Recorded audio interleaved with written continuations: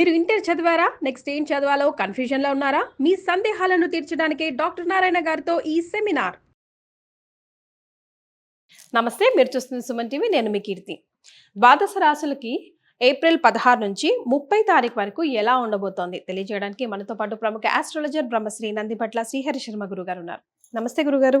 వాగర్థ విభ సంపృక్తౌ వాగర్థ ప్రతిపత్తయే జగతః పితరౌ వందే పార్వతీ పరమేశ్వరౌ ఆదిత్యాయ చ సోమాయ మంగళాయ బుధాయ చ గురు శుక్ర శనిభ్యశ్చ రాహవే కేతవే నమః.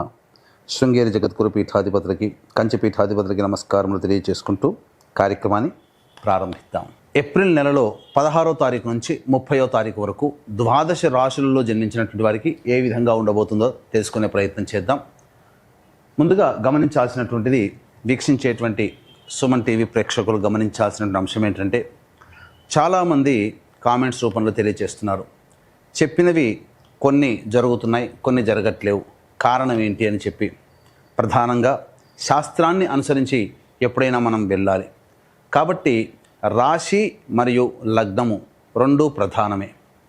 కాబట్టి ఇక్కడ ఈ యొక్క సందేహాలకన్నిటికీ కూడాను నివృత్తి చేస్తూ ఇప్పుడు క్లియర్ కట్గా ఇంకా లోతైనటువంటి విషయ పరిజ్ఞానాన్ని ప్రేక్షకులకు అందించాలనేటువంటి సదుద్దేశంతో మనం ముందుకు వెళదాం.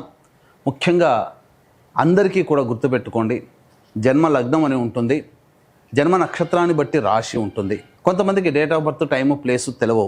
కాబట్టి పేరులో మొదటి అక్షరం ఏది ఉంటుందో దానిని బేస్ చేసుకొని ఆ రాశిని మనం చూసుకోవాలి. అయితే నామ నక్షత్రంలో కూడా చాలామంది పొరపాటు పడుతున్నారు.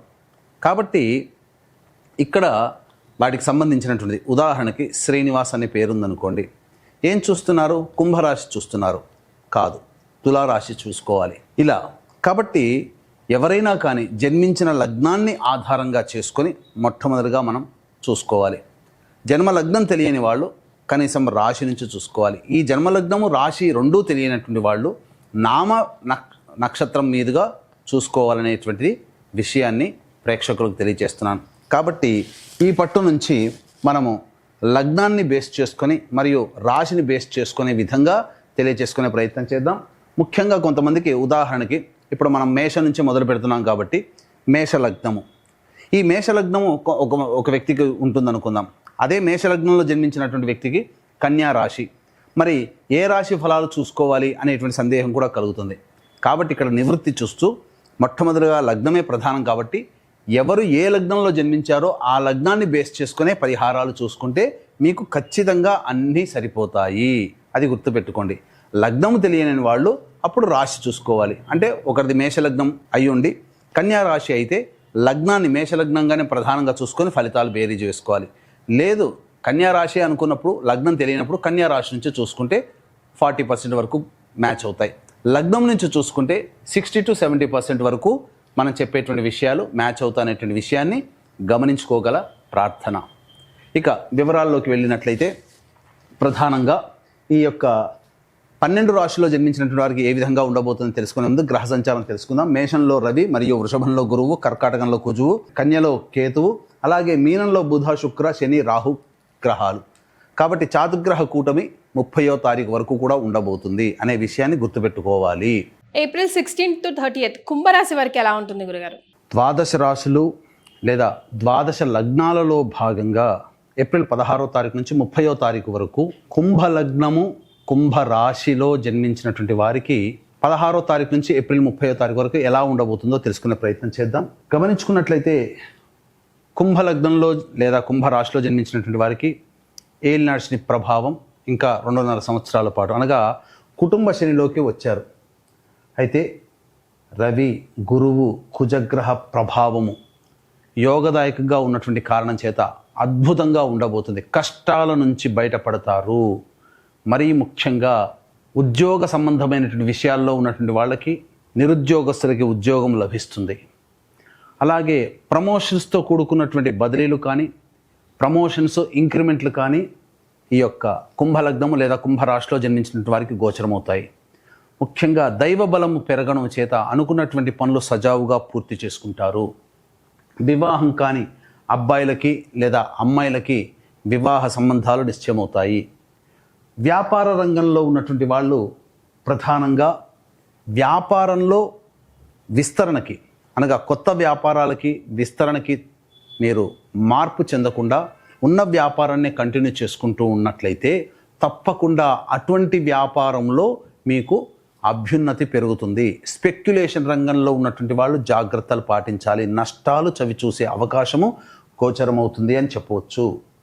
ఇక ముఖ్యంగా గమనించుకున్నట్లయితే ఈ యొక్క కుంభలగ్నం లేదా కుంభరాశిలో జన్మించినటువంటి వారికి అద్భుతముగా ఉండబోతుంది. కాకపోతే ఇతరులతో కమ్యూనికేషన్ ఏదైతే ఉంటుందో ఆ కమ్యూనికేషన్ నష్టపోతారు, కమ్యూనికేషన్ సరిగ్గా చేయలేకపోతారు. అవకాశాలు వచ్చిన వాటిని వినియోగించుకోలేని పరిస్థితి కలుగుతుంది. కాబట్టి దైవానుగ్రహం తప్పనిసరి. పెద్దల యొక్క సలహాలు సూచనలు పాటించినట్లయితే ప్రతి విషయంలో కూడా మీరు విజయాన్ని పొందుతారని చెప్పవచ్చు. ఉద్యోగములు ప్రయత్నం చేసేటువంటి వాళ్ళకి మంచి ఉద్యోగ ఆఫర్స్ వస్తాయి, కానీ ఏది సరైనటువంటిది అనేటువంటిది మాత్రం నిర్ణయించుకోలేకపోతారు.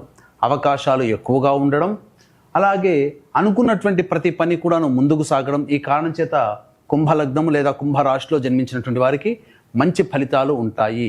విద్యార్థులు బాగా కష్టపడితే తప్ప సంపూర్ణమైనటువంటి ఫలితాలను పొందలేకపోతారు. విదేశీయానము విదేశీ విద్యకు సంబంధించి ప్రయత్నాలు గట్టిగా చేయాలి. అదృష్టము తోడైతేనే మీరు ముందడుగు వేస్తారని చెప్పవచ్చు.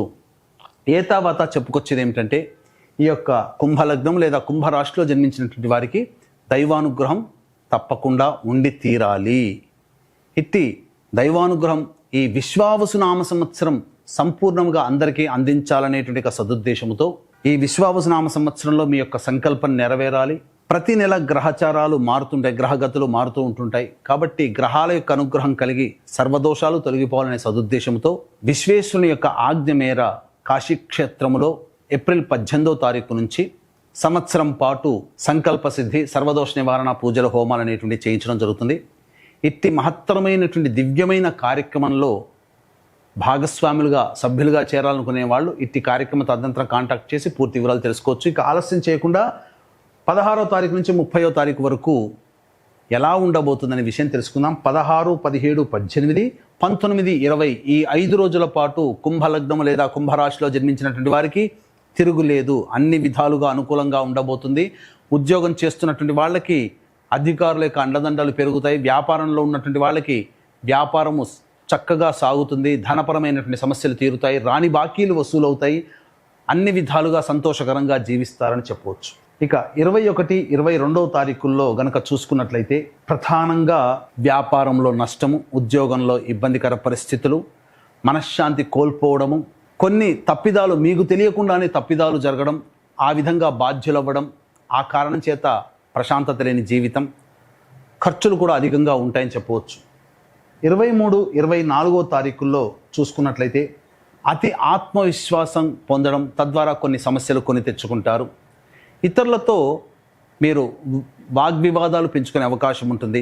పెండింగ్లో ఉన్నటువంటి పనులు పూర్తి చేసుకుంటారు. విందులు వినోదాలు కుటుంబ సభ్యులతో మిత్రులతో ఆనందంగా గడుపుతారని చెప్పవచ్చు. 25, 26వ తారీఖుల్లో కనుక చూసుకున్నట్లయితే కుటుంబ సభ్యులతో వాగ్వివాదాలు పెరుగుతాయి. అలాగే ధనపరమైనటువంటి ఖర్చులు కూడా పెరుగుతాయి. ప్రశాంతత లేని జీవితాన్ని పొందుతారని చెప్పవచ్చు. 27, 28వ తారీఖులో కనుక చూసుకున్నట్లయితే ఉద్యోగ సంబంధమైనటువంటి విషయాల్లో మీకు విజయం పొందుతారు. నిరుద్యోగస్తులకి ఉద్యోగం లభించి తీరుతుంది. ప్రమోషన్స్ కూడా పొందే అవకాశం గోచరమవుతుంది. మరీ ముఖ్యంగా వివాహం కావాల్సిన అబ్బాయిలకి అమ్మాయిలకి సంతోషకరమైనటువంటి వార్తలు వింటారని చెప్పవచ్చు. 29, 30వ తారీఖులో కనుక చూసుకున్నట్లయితే వాహనాన్ని నడిపేటప్పుడు జాగ్రత్తలు పాటించాలి. గృహ మరమ్మతులు, వాహన మరమ్మతులకి అధికంగా ఖర్చులు అవుతాయి. అంతే ముఖ్యంగా అజీర్తి మరియు ఎసిడిటీ ప్రాబ్లమ్స్తో ఎక్కువగా అనారోగ్యం పాలే అవకాశాలు గోచరమవుతున్నాయి. ఇంట్లో కంటే ఎక్కువగా బయట గడుపుతారు. ధనపరమైనటువంటి ఖర్చులు కూడా అధికంగా ఉంటాయని చెప్పవచ్చు. ఏతాబాతా చెప్పొచ్చేది ఏమిటంటే 21, 22 మరియు 29, 30వ తారీఖులో జాగ్రత్తలు పాటించాలి. మరి కుంభరాశిలో జన్మించిన మహిళలకు ఎలా ఉంటుంది?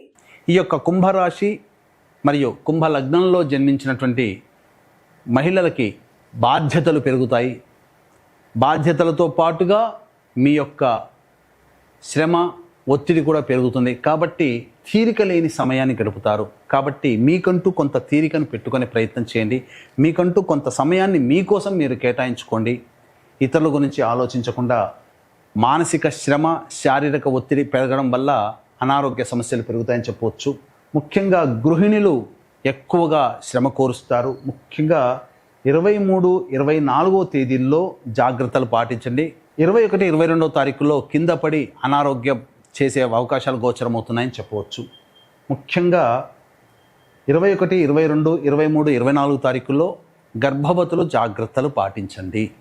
మరి వీరు ఎలాంటి పరిహారాలు పాటించాలి గురుగారు? ఇక 16వ తారీఖు నుంచి 30వ తారీఖు వరకు సమస్యలు ఉన్నప్పుడు ఆ సమస్యల నుంచి బయటపడడం కోసం ప్రతిరోజు కూడా సూర్యుడికి నమస్కారం, సూర్యాష్టకం 6 సార్లు పారాయణం చేయడం, అలాగే కాలభైరవాష్టక పారాయణం 3 సార్లు ప్రతిరోజు పారాయణం చేయడం ద్వారా చాలా మటుకు సమస్యలు తీరుతాయి. అయితే ఈ విశ్వావసునామ సంవత్సరం 12 నెలల పాటు మీ యొక్క జాతకరీత్యా ఉన్నటువంటి దోషాలు తొలగిపోవాలి. ఈ విశ్వావసునామ సంవత్సరంలో మీ యొక్క సంకల్పం నెరవేరాలనే సదుద్దేశంతో కాశీ విశ్వేశ్వరుని యొక్క ఆజ్ఞ మేర కాశీ క్షేత్రంలో ఏప్రిల్ 18వ తారీఖు రోజున సంకల్ప సిద్ధి సర్వదోష నివారణ పూజలు, హోమాలు ప్రారంభమవుతాయి. ప్రతి నెల ఒక్కొక్క క్షేత్రంలో ఈ కార్యక్రమాలు జరుగుతాయి. అవకాశం ఉన్న వాళ్ళు సంవత్సరం పాటు ఇటువంటి కార్యక్రమంలో సభ్యత్వం ఎలా తీసుకోవాలనే విషయాల గురించి కార్యక్రమ తదనంతరం కాంటాక్ట్ చేసి తెలుసుకోవచ్చు. చాలా సంతోషం అండి, ధన్యవాదాలు. సర్వం శ్రీ ఉమామహేశ్వర పరబ్రహ్మార్పణమస్తు.